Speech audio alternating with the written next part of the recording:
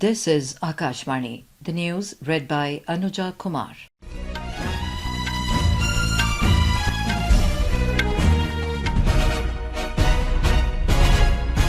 Prime Minister Narendra Modi today held bilateral talks with his visiting Bangladeshi counterpart Sheikh Hasina in New Delhi.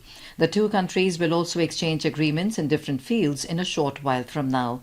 The Bangladesh Prime Minister will also call on President Draupadi Murmu and Vice President Jagdeep Dhankar. Earlier this morning, a ceremonial reception was accorded to Sheikh Hasina at the forecourt of Rashtrapati Bhavan. Prime Minister Narendra Modi exchanged greetings with his Bangladeshi counterpart.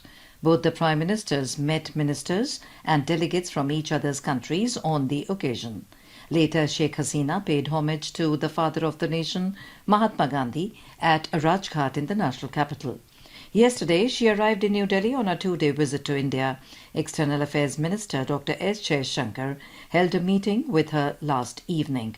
After the meeting, Dr. Jaishankar said her visit underlines close ties between the two nations. This is the first incoming bilateral state visit after the formation of the new government in the country. Sheikh Hasina was among the international leaders who attended the swearing-in ceremony of Prime Minister Modi and the Union Council of Ministers earlier this month.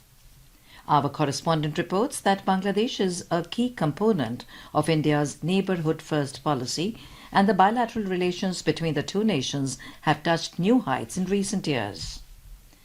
Prime Minister Nirmala Sitharaman is holding the pre-budget meeting with finance ministers of all states and union territories in New Delhi ahead of the forthcoming general budget.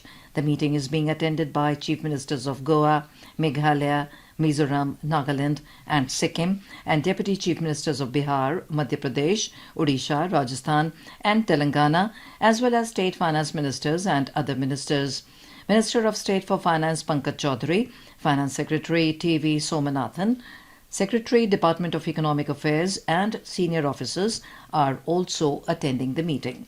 Yesterday, Ms. Sitharaman had a pre-budget consultation with representatives from farmers' associations and agriculture economists.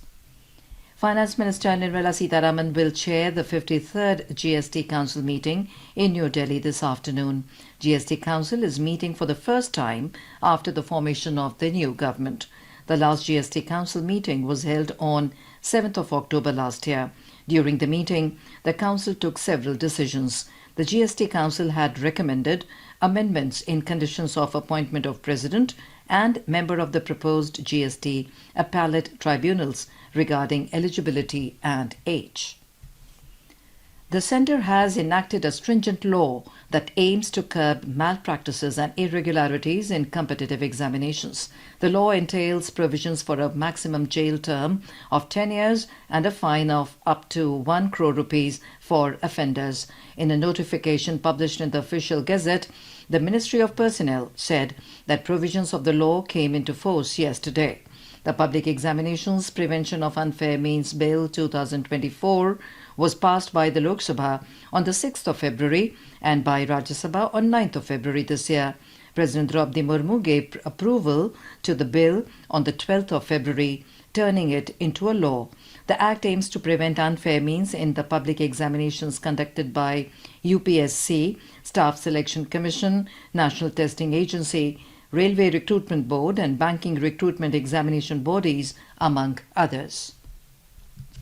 Joint CSIR UGC NET examination June 2024 has been postponed due to unavoidable circumstances as well as logistic issues. In a public notice, the NTA said the exam was scheduled to be held between 25th to 27th of this month. The NTA said revised schedule for the conduct of this examination will be announced later through the official website. The IMD has predicted heavy to very heavy rainfall over Kerala, Karnataka and Goa during the next 4 days. The IMD has issued an orange alert in 6 districts of Kerala today, indicating the possibility of very high rainfall. In ICC Men's T20 World Cup cricket, India will take on Bangladesh in a Super 8 clash this evening at Sir Vivian Richards Stadium, North Sound in Antigua. And that is the end of this news bulletin.